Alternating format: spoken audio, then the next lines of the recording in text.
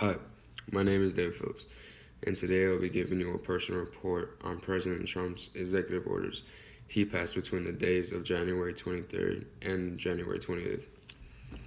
The first executive order I'll be talking about today is the one concerning entry into the United States from possible terrorists.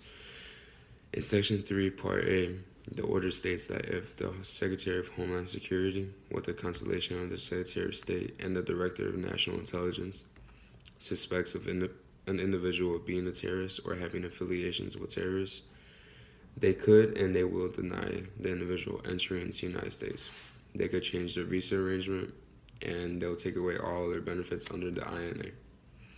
In Section 4 of the same order, it says how the Secretary of State, the Secretary of Homeland Security, the Director of National Intelligence, and the Director of FBI are going to start a uniform screening standards for all immigrants. This is going to try to limit the amount of harmful individuals that enter the United States. If this ends up being what it says it's going to be, I actually see this being quite beneficial for the citizens of the United States.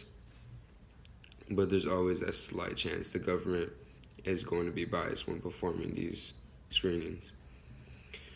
They'll probably deem everyone that goes through the screening process as a harmful person of interest because the government can do those type of things. But that's just my opinion. It's not hard facts. So, anyway, onto another section of this order.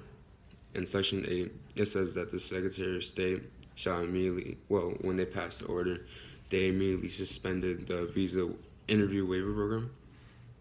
The Visa Interview Waiver Program is a program where it allows eligible foreign nations who are applying to renew a non-immigrant visa stamp to request that the standard requirement of an in-person interview at a United States consulate or assembly to be waived.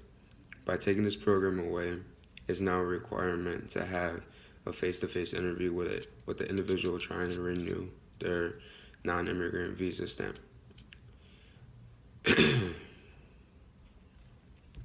And by taking this away, they're trying to add or expand other programs.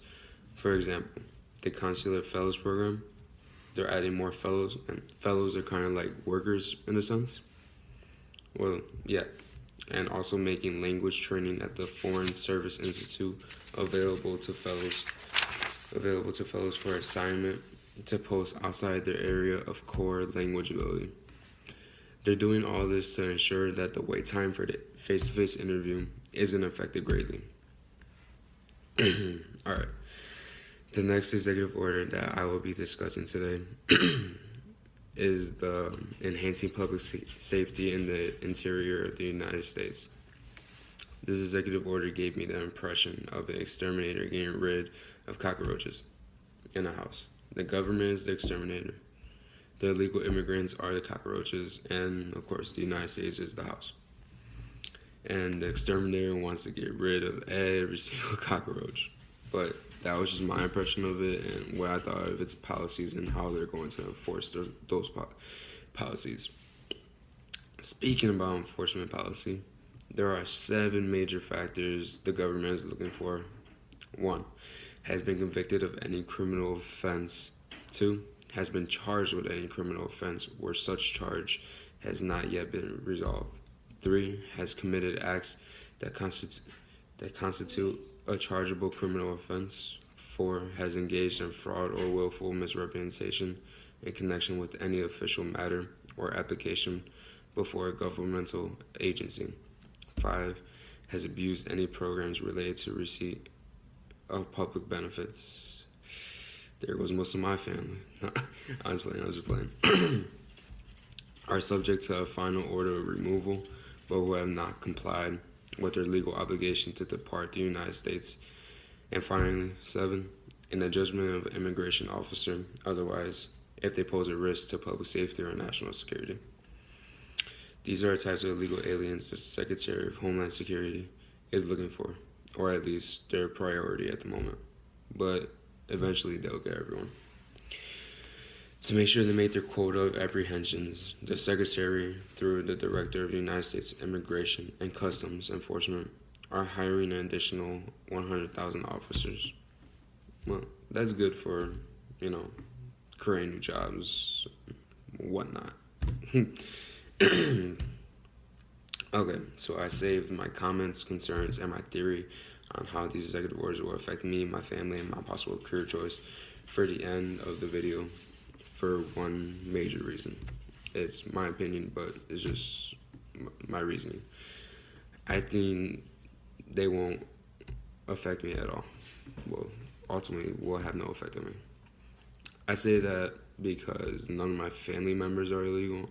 I'm not illegal, and I personally don't know anyone that is illegal or anyone close to me that is illegal. And I don't plan on leaving the country at all. To be honest, I don't even know if I'm going to visit anywhere other than Indiana and Illinois. And based on executive orders President Trump passed between the days of February 23rd and 28th, they're mostly just about immigration and leaving the country. Well, mostly. It's just, not all of them are about it, but I don't plan on leaving the country for college, and I can't tell how these orders will affect my future career choice, mostly because I'm still wondering what I want to be in the future myself. And lastly, I do believe some of these new policies could be beneficial for us and our safety, and I also see why other people could be angered by them.